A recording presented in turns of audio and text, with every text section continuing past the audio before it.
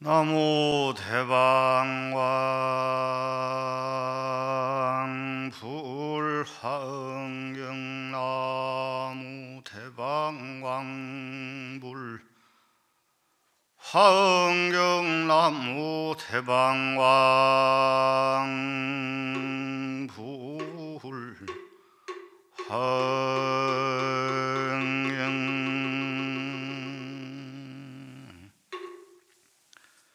위대한 경전인 대방광 불화엄경에 귀의합니다.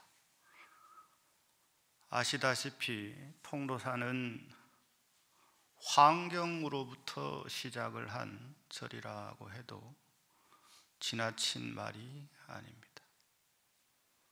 통도사를 창건하신 대국통 자장 스님께서는 중국으로 가셔서 화엄경을 공부하시고 우리 신라 이 땅에 오셔서 당신의 거처에서 화엄경 1만 개송을 강의하셨다 합니다. 그때 수많은 이적이 일어나서 신라에 온 사람들이 다 같이 환희에 젖은 채로 부처님의 가피와 화엄경의 위대함을 알게 되었다라고 전해져 옵니다. 이와 같이 통도사는 화엄경을 근간으로 한 대국통이시자 성사이신 자장스님께서 창건하신 이래 수많은 화엄의 종사들이 배출되셨고 지금 현재 결제 중에 화엄법회가 이루어지고 있습니다. 앞선 시간까지 위대하신 법사스님들께서 화엄경에 대해서 고구정령한 말씀을 하신 것으로 알고 있습니다. 오늘 제가 맡은 품은 어제에 이어서 십회양품 후반부가 되겠습니다만 지금까지 해온 화엄경을 한번 짚어보고 우리가 지금 어디를 공부하고 있는가, 어디에 대해서 알고 싶어 하는가에 대한 내용을 한번 짚어보도록 하겠습니다. 화엄경은 전체 9회 39품으로 이루어져 있습니다. 첫 번째 1회에서는 우리 약찬계에서 흔히 공부하다시피 664 급여3이라고 합니다. 오늘은 급여 3에 해당하는 3품에 해당되는 내용 중에 10회양품이 되겠는데요. 이 첫 번째에서는 보리장 도량에서 6품을 설하셨는데 이때 주된 내용은 뒤에 10지까지 이어지겠습니다만 거가 권락 생신분이라고 하는 대목이 되겠습니다. 거가 권락 생신분은 수행의 결과라고 하는 것은 믿음을 바탕으로 해서 이루어지는데 이 믿음을 바탕으로 한 수행은 항상 즐거워야 된다. 즐거움을 바탕으로 해야 된다. 그래서 거과 권락입니다. 수행의 결과를 이야기하는데 이것은 즐겁다라고 하는 것을 항상 강조하시는 거죠. 그래서 권락입니다. 이와 같이 수행의 결과는 즐거움의 세상이기 때문에 믿음을 내어야 된다. 믿음을 낼 충분한 이유가 있다. 화엄경 전체 내용 중에 상당한 양을 수행의 결과는 즐거움의 세상을 우리에게 펼쳐 보이기 때문에 바른 믿음을 바탕으로 해서 열심히 수행하다 보면 바로 극락정토의 세계가 펼쳐진다라고 말씀을 하시는 겁니다. 그래서 첫 번째 회에서 보리장에서 6품을 설하시는데 그게 바로 세주묘음열애상, 보현산매 세계성, 화장세계 노사나 이 6품이 첫 번째 회인 보리장 법문이 되겠습니다. 두 번째부터는 보강명전에서 여섯 품을 설하시게 되는데, 보강명전 여섯 품에서는 열애명호 사성제, 광명각품, 문명품, 정행현수까지가 해당되겠습니다. 이 두 번째 법회에서는 주로 어떠한 내용을 중심으로 우리에게 말씀을 하고 계시는가? 믿지 않던 것을 믿게 한다. 이것이 주된 내용입니다. 여섯 품의 주된 내용이 중생으로 하여금 믿지 않던 것을 믿게 한다. 이것이 중심 내용입니다. 열애명호, 사성제, 광명각, 문명품, 정행품, 현수품을 통해서 중생들이 아직까지 여태 믿지 못하던 내용들을 이 법문을 통해서 본격적인 믿음을 일으키게 해주시는 거죠. 3회 도솔천궁에서 여섯 품이 설해지는데, 수미정상, 개찬품, 십주품, 범행품, 발신공덕품, 명법품이 여기에 해당이 됩니다. 이 여섯 품에서는 믿음을 바탕으로 이해하게 하다. 부처님의 가르침은 신해 행증을 중심으로 이루어져 있는데, 이것을 사행사과라고 이야기를 합니다. 첫 번째는 믿음이 성립이 돼야 되고, 이 믿음은 반드시 정확한 이해를 바탕으로 해야 됩니다. 믿음이 이루어진 뒤에 이해가 일어나야만 우리의 수행이 흔들리지 않게 됩니다.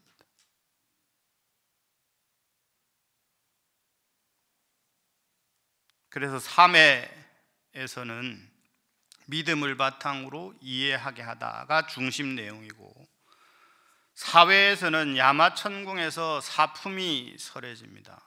불승야마천궁품, 야마천궁계찬품, 십행품, 신무진장품이 여기에 해당이 됩니다. 여기에서는 이해를 바탕으로 실천하게 하다가 중심 내용입니다. 믿음을 바탕으로 한 이해, 이해를 바탕으로 한 실천, 이것이 신해행입니다. 그래서 여기에서 두 글자를 따서 신행생활이라고 하죠. 여러 대중에게 질문을 하나 하겠습니다. 무엇을 믿음으로 할 것인가? 여러분의 믿음의 근간은 무엇입니까? 막연한 믿음이 아니라 올바른 믿음, 정확한 믿음이 이루어져야만 거기에서 올바른 이해가 펼쳐집니다. 근데 우리는 거꾸로 생각을 하죠. 이해되어야 믿음이 생긴다고 말들을 합니다. 이해된 믿음, 믿음을 바탕으로 한 이해, 어떤 차이가 있을까요? 수행을 하다 보면 끊임없는 힘든 시간을 만나게 됩니다. 이 시간마다 스스로에게 질문을 던졌을 때 나의 믿음은 근간을 무엇으로 하고 있는가 되물어야 되죠. 막연히 부처님을 믿는다, 이건 통하지 않습니다. 막연히 부처님의 가르침을 믿는다, 통하지 않습니다. 막연히 훌륭한 스님을 믿는다, 통하지 않습니다. 부처님의 가르침을 믿는다, 막연하죠. 정확히 무엇을 믿는가? 이 믿음의 성취가 그만큼 중요합니다. 믿음의 성취가 중요하기 때문에 화엄에서는 10주를 강조를 많이 하거든요. 어디에 머물러야 하는가? 나의 믿음은 근간을 무엇으로 할 것인가? 그래서 화엄에서도 그러한 질문을 하지 않습니까? 응운하죠. 마땅히 어디에 머물러야 하는가? 여기에 자신 있게 스스로에게 물었을 때, 누군가 나에게 물었을 때 자신 있게 이야기할 자 과연 몇이나 될까요? 부처님께서는 출가자라고 한다면, 나의 제자라고 한다면 무상과 고와 공과 무아를 믿어야 된다라고 끊임없이 말씀하시거든요. 존재하는 모든 것이 무상하다라고 하는 것을 믿을 것이며, 세상에 펼쳐져 있는 모든 것은 다 고라고 하는 것을 믿을 것이며, 우리의 눈앞에 펼쳐져 있는 삼라만상이 결국은 공을 바탕으로 하고 있음을 믿어야 할 것이며, 무상하고 고이며 공인, 이 모든 것들은 결국은 무아인 것을 믿어야 한다. 부처님의 가르침이 8만 4천 가지나 되고 엄청나게 많은 가르침이 있는 것 같지만 가장 근간은 무상이며 고이며 공이며 무아임을 믿는 것입니다. 이 믿음을 바탕으로 해서 공부하고 수행하고 정진해 나갈 때 마침내 올바른 이해가 일어나게 되죠. 믿음을 바탕으로 해서 이해하고, 이해를 바탕으로 해서 실천해야만 흔들리지 않는 수행이 이루어질 수 있습니다. 때문에 이 구조를 살펴보면, 환경의 구조뿐만 아니라 부처님의 가르침을 살펴보면 대체로 이러한 과정으로 이루어져 있다는 거죠. 그래서 환경의 초반에 우리에게 힘써서 전달하고자 하는 메시지는 뭐냐? 초반 믿지 않던 것을 믿게 하는 데 중심을 두시고, 그 다음 믿음을 바탕으로 해서 이해하게 하는 데 중심을 두시고, 그 다음 이해를 바탕으로 해서 실천하게 하는 것을 중심으로 하고 있습니다. 그래서 사회에서 이해를 바탕으로 한 실천을 이야기하실 때 불승야마천궁 야마천궁 개찬품을 마치고 나면 바로 펼쳐지는 것이 십행품입니다. 굉장히 중요한 가르침이죠. 그 앞에 가르침은, 3회 이전의 가르침은 뭐가 중심이 되냐 그러면 십주품이 중심이 됩니다. 십주품은 말 그대로 10주 10가지 머물러야 할 곳에 대한 이야기지요. 십행은 10가지 실천해야 될 것에 대한 이야기죠. 5회가 되면 도솔천궁에서 삼품을 설하시는데요, 이 삼품의 주된 내용은 실천을 바탕으로 서원을 일으키게 하는 겁니다. 자, 중요한 변화가 일어납니다. 앞에까지는 믿지 않던 것을 믿게 하고, 믿음을 바탕으로 이해하게 하고, 이해를 바탕으로 실천하게 한 다음, 여기에서는 또 다른 전개가 펼쳐집니다. 그것은 실천을 바탕으로 서원을 일으키게 하다. 십회양품이 굉장히 중요합니다. 화엄경뿐만 아니라 부처님 가르침 중에 중요하지 않은 것이 없겠습니다만, 화엄경 중에서 굉장히 중요한 대목이 십회양품이라는 거죠. 십회양품에서 마침 비로소 보살의 서원을 일으키는 겁니다.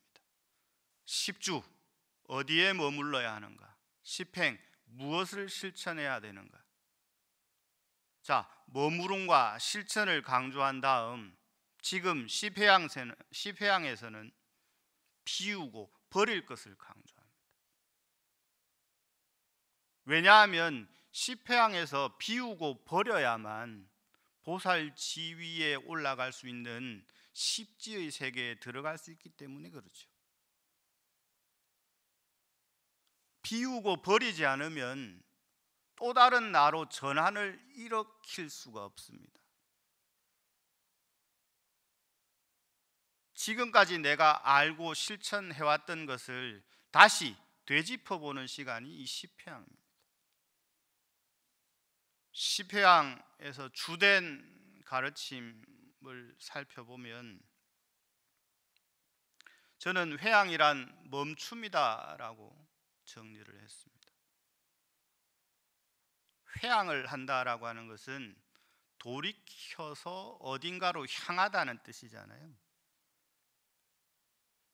회라고 하는 것은 돌이키다는 뜻입니다. 그래서 다시 향하는 거죠. 지금 전 세계가 멈춤의 시간을 맞이하였습니다. 바쁘게 살다가 멈추어지니까 사람들이 무엇을 해야 될지, 두려움에 떨고 있습니다. 우리도 역시 마찬가지죠. 무엇인가 우리에게 집중할 일이 주어졌을 때는 시간이 정말 잘 가죠. 그러나 이러한 시간이 갑자기 멈추어졌을 때 대부분의 사람들은 두려워하기 마련입니다. 어쩔 줄 몰라 합니다. 앞으로 무엇을 해야 될지, 어떻게 살아야 될지, 살 수는 있을지 수많은 두려움에 직면하게 되죠. 이때 부처님의 가르침을 한번 떠올려 볼 수 있으면 정말 좋을 것이라고 생각됩니다. 그 가르침 중에 핵심 내용을 담고 있는 것이 바로 10회양품입니다. 먼저 멈추어야 됩니다. 본인의 의지로 멈추면 더없이 좋겠지만 마침 우리에게 멈춤의 시간이 주어졌습니다. 이때 스스로의 상황을 한번 점검해 보는 시간 가지는 것이 매우 좋습니다. 아는 인연이 자가격리의 시간을 가지게 되었습니다. 하루 이틀은 쉬는 것 때문에 굉장히 좋아했습니다. 그러나 3일, 4일, 5일, 일주일 시간이 지나면 지날수록 시간이 무료해지고 일상이 그리워지고 이 시간을 어찌 보내야 될지 두려워지기 시작했다고 합니다. 회양이란 멈춤이다. 무엇을 멈추어야 하는가? 스스로의 내면을 살펴봐서 탐욕을 멈춰야 되고 성냄을 멈추어야 되고 어리석음을 멈추어야 됩니다. 탐욕을 멈추어야만, 성냄을 멈추어야만, 어리석음을 멈추어야만, 이 탐진치 삼독을 멈추어야만 보살의 지위에 나아갈 수 있고 부처의 지위에 나아갈 수 있습니다. 이러한 것을 우리에게 알기 쉽게 전해주고자 옛날의 수많은 스승들은 많은 가르침들을 우리에게 전달하셨죠. 그 가운데에서 여러분들도 많이 아시리라 생각이 됩니다. 서유기의 주인공은 현장법사를 비롯한 3명의 제자들이죠. 저팔계, 손오공, 사오정. 근데 이름을 가만히 생각해 보실 필요가 있습니다. 저팔계는 저오능이라고도 합니다만 탐욕을 상징적으로 나타내는 겁니다. 그래서 돼지의 모습을 하고 있죠. 근데 이름이 팔계입니다. 8팔에 개율계자거든요. 그냥 저팔계라고만 아시는 분들이 많으실 겁니다. 근데 한문 이름이 팔계입니다. 팔계. 8팔에 지계계자. 탐욕을 무엇으로 다스릴 수 있느냐? 그것은 팔관제계, 팔계를 통해서 다스릴 수 있다. 다른 말로 하면 팔 정도로 다스릴 수 있다라고 해도 됩니다. 두 번째, 손오공은 화를 잘 내죠. 그래서 이걸 분노를 상징합니다. 그래서 오공의 이름은 손행자라고도 합니다만 오공의 이름은 깨달을 오자의 텅빌공자입니다. 오공, 존재하는 모든 것이 다 공하다라고 하는 것을 항상 실천하는 자. 그가 바로 분노를 상징하는 손오공이며 오공의 이름이 공을 깨닫는다는 의미를 가지고 있는 겁니다. 세 번째는 사오정입니다. 우리 흔히 말귀를 잘 못 알아듣는 사람에게 사오정 같다라는 표현을 쓰지 않습니까? 사오정은 상징하는 것이 무엇이냐? 어리석음을 상징합니다. 그래서 무슨 말을 하는지, 눈앞에 펼쳐진 경계가 무엇인지 잘 이해를 하지 못합니다. 사오정의 한문은 깨달을 오자에 청정할 청자입니다. 스스로의 본성을 깨달으면, 스스로의 본성이 청정한 줄 깨달으면 어리석음을 치유할 수 있다는 뜻이 되죠. 저팔계가 탐욕을 상징하고, 손오공이 성냄을 상징하고, 사오정이 어리석음을 상징하고, 현장법사, 삼장법사는 지혜를 상징합니다. 탐욕과 성냄과 어리석음은 지혜를 바탕으로 할 때 소멸시킬 수 있고 깨달음을 얻을 수 있다. 자의와 타의, 여러 가지 사연으로 인해서 지금 우리는 멈춤의 시간을 가지고 있습니다. 이 멈춤의 시간 동안 우리가 가지고 있는 본질적인 문제는 무엇인가 한번 살펴보는 시간을 가지고, 주변에 있는 우스갯소리 속에도 부처님의 가르침이 이와 같이 들어있음을 아시는 시간이 되신다면 이 멈춤의 시간이 조금 더 유익한 시간이 되지 않을까 생각을 해봅니다. 멈춤에 대한 이야기 중에 제가 굉장히 좋아하는 내용을 여러분들에게 전해드리고자 합니다. 성인이 말하길 멈출 줄 알아야 고요해질 수 있고, 고요해진 뒤에 차분해질 수 있고, 차분해져야 편안해질 수 있으며, 편안해진 뒤에 바르게 생각할 수 있고, 바르게 생각할 수 있어야 결과를 얻을 수 있다. 이 공자님의 말씀 중에 대학에 나오는 말입니다. 지지 이후에 정야라. 멈출 줄 알아야 고요해질 수 있다. 고요해져야만 차분해질 수 있다. 차분해져야만 편안해질 수 있다. 편안해진 뒤에 바르게 생각할 수 있다. 바르게 생각할 수 있어야 결과를 얻을 수 있다.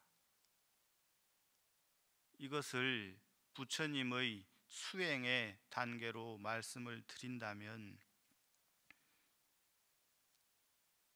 첫 번째는 사유수에 해당이 됩니다. 멈춤입니다. 우리가 가지고 있는 번뇌의 특성을 이야기를 할 때, 번뇌, 업의 특성은 끊임없이 작동하는 데 있습니다. 번뇌를 가만히 들여다보면 번뇌의 특성은 끊임없이 움직인단 말이에요. 어떻게 움직이느냐? 좋다, 나쁘다, 가지고 싶다, 버리고 싶다. 여기에서 미움과 증오와 사랑과 온갖 감정이 생겨나게 되는 거죠. 이걸 멈추어야만 이 과정을 살필 수가 있습니다. 멈추지 않으면 이 과정을 살필 수가 없죠. 그래서 우선 멈춤이 필요합니다. 그 다음 자세히 들여다보는 사유수가 일어나야 되죠. 이게 지관수행법입니다. 멈추고 살펴본다. 멈추고 난 뒤에 관찰한다. 왜 그러냐? 번뇌의 특성은 끊임없이 움직이는 특성을 가지고 있기 때문에 그렇습니다. 10해양품에서 우리에게 전달하고자 하는 메시지는 여기에 있습니다. 지금까지 끊임없이 실천해왔다면 이 10해양품에서는 멈춘 뒤에 계속 비워나가는 과정이 필요한 겁니다. 여기에서 끊임없이 비운 뒤에 십지의 세상이 열리고, 이 십지의 세상 첫 번째가 환희지거든요. 10해양품으로 가도록 하겠습니다. 어떤 것이 10가지인가. 나는 일체 중생을 구호하면서도 중생이라는 상을 여의는 외양이요, 둘은 곁들일 수 없는 외양이요, 셋은 모든 부처님과 평등한 회양이요, 넷은 온갖 곳에 이르는 회양이요, 다섯은 다함이 없는 공덕장 회양이요, 여섯은 일체 평등한 선근에 들어가는 외양이요, 일곱은 일체 중생을 평등하게 따라주는 외양이요, 여덟은 진여의 모양인 외양이요, 아홉은 속박도 없고 집착도 없는 외양이요, 열은 법계에 들어가는 외무량한 해양이니라.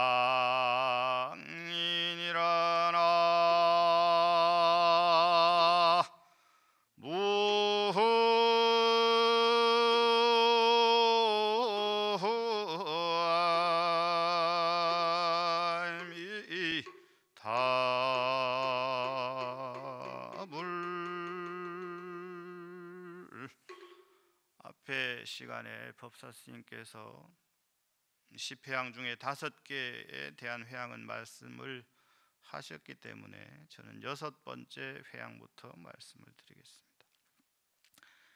6번째는 일체 평등한 선근에 들어가는 회양이요, 7은 일체 중생을 평등하게 따라주는 회양이다. 이 10회양품의 후반부에서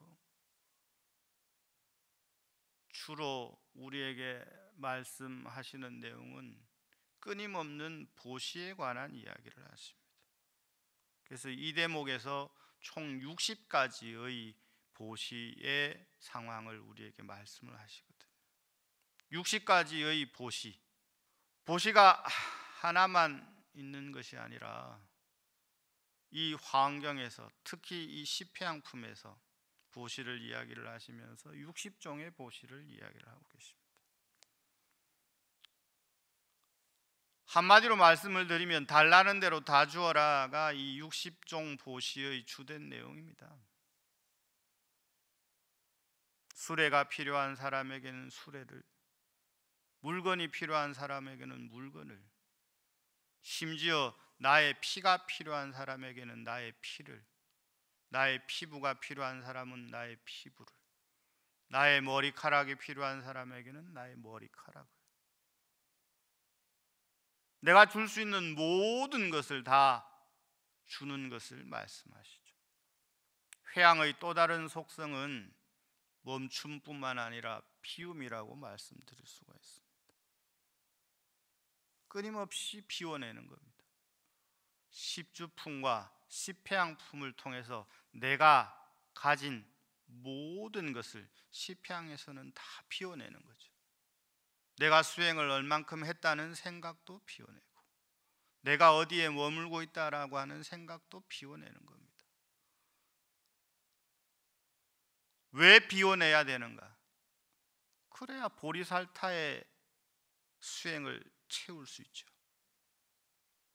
그래야만 부처님처럼 될 수 있기 때문에 그러하죠. 그래서 끊임없이 피워내는 겁니다. 달라는 대로 다 주는 거죠. 쉽지 않지 않습니까?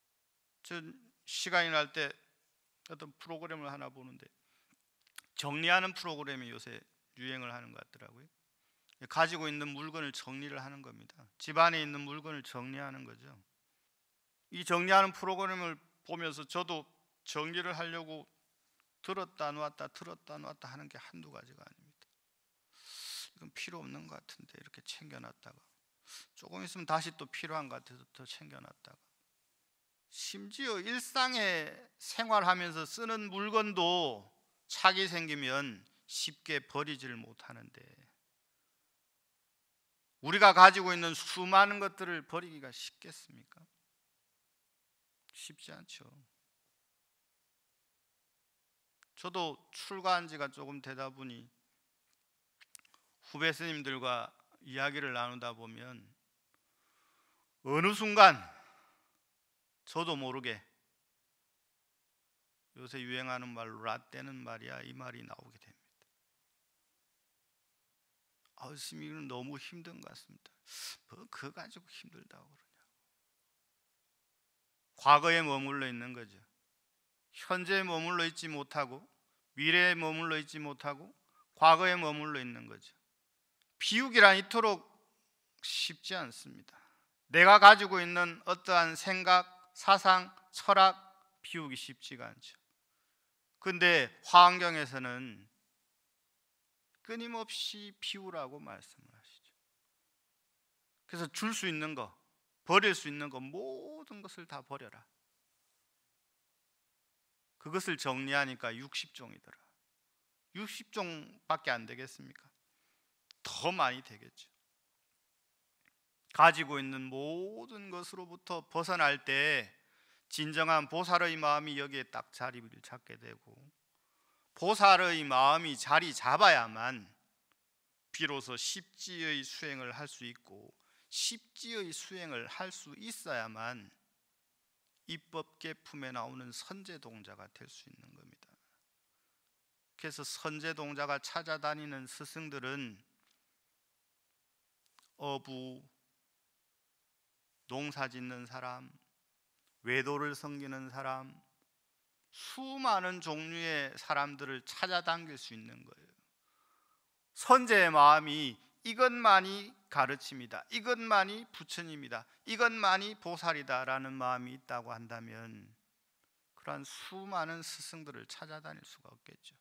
이러한 비움의 과정을 거쳐야만 보살의 마음이 여기에 자리 잡을 수 있고, 보살의 마음이 자리 잡을 때 비로소 보살의 수행과 보살의 실천을 할 수 있는 거죠. 보시할 때 어떤 마음을 가져야 되는가, 여기에 대해서 10회양품 중 7번째 회양에서 이러한 마음을 가져야 된다. 그래서 19가지 마음에 대해서 말씀을 하십니다. 불자들이 보살마살이 이렇게 보시할 적에 이런 마음을 내나니, 이른 바 집착이 없는 마음, 해탈하는 마음, 큰 힘을 가진 마음, 매우 깊은 마음, 잘 거두어 주는 마음, 고집이 없는 마음, 오래 산다는 것이 없는 마음, 잘 조복한 마음, 산란치 않은 마음, 허망하게 억측하지 않는 마음, 가지가지 참성품을 갖춘 마음, 과보를 바라지 않는 마음, 모든 법을 통달하는 마음, 큰 회양에 머무는 마음, 모든 이치를 잘 결정하는 마음과 일체 중생으로 위가 없는지 머물게 하는 마음, 큰 법의 광명을 내는 마음, 온갖 지혜에 들어가는 지혜의 마음이니라. 나무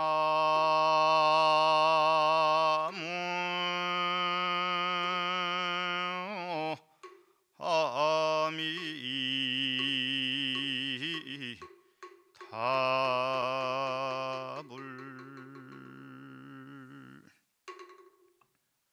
십회양의 명칭에 대해서 말씀을 드렸고, 이 십회양품에서 후반부에 주된 내용은 60종의 보시를 비롯하여서 끊임없는 비움을 말씀을 하신다.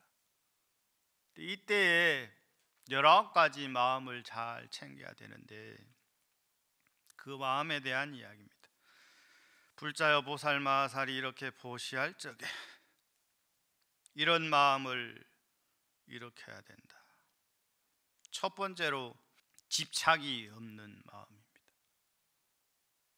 서두에 말씀을 드렸고 조금 전에 말씀을 드린 것처럼 물건 하나에도 집착이 붙어서 선뜻 정리하기가 어려운데,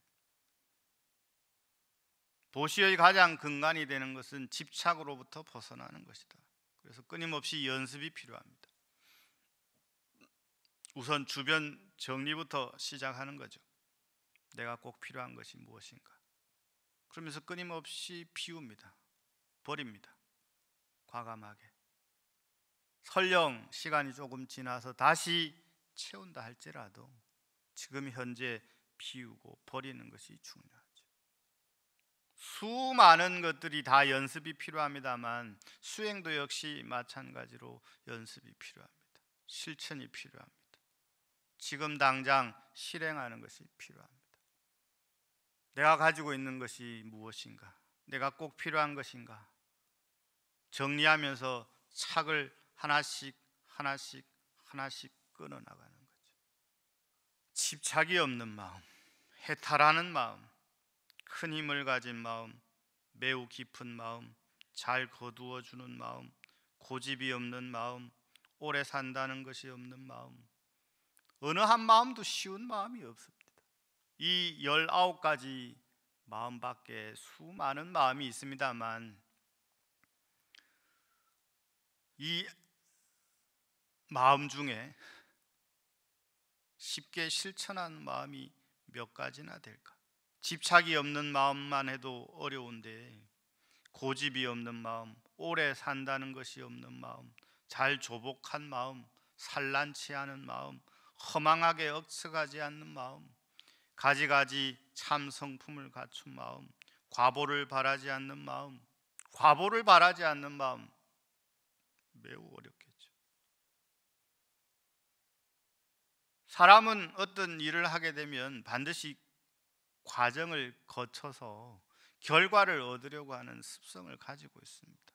어떤 일을 하고 나서 칭찬을 바라는 마음을 가지고 있죠. 보상을 바라는 마음을 가지고 있죠. 보상이 이루어지지 않으면 서운한 마음이 일어나기 마련이고, 서운한 마음이 오래되면 미워하는 마음이 일어나기 마련이고, 미워하는 마음이 오래되면 증오의 마음으로 변질하기 마련이죠. 마음은 이와 같이 시시각각으로 끊임없이 변하는 특성을 가지고 있습니다. 이러한 마음의 변화하는 과정을 잘 살펴보시고 시편항품에서 우리에게 전달하고자 하는 메시지를 잘 생각해 보시는 시간이 되시면 좋겠습니다. 마지막으로 화음의 세상이 펼쳐져 있습니다.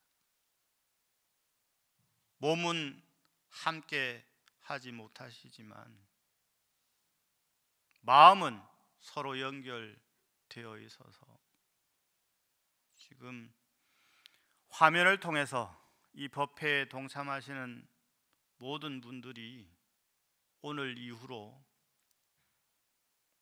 직접 만나 뵙고 부처님의 가르침을 함께하는 시간이 되시기를 발언하겠습니다.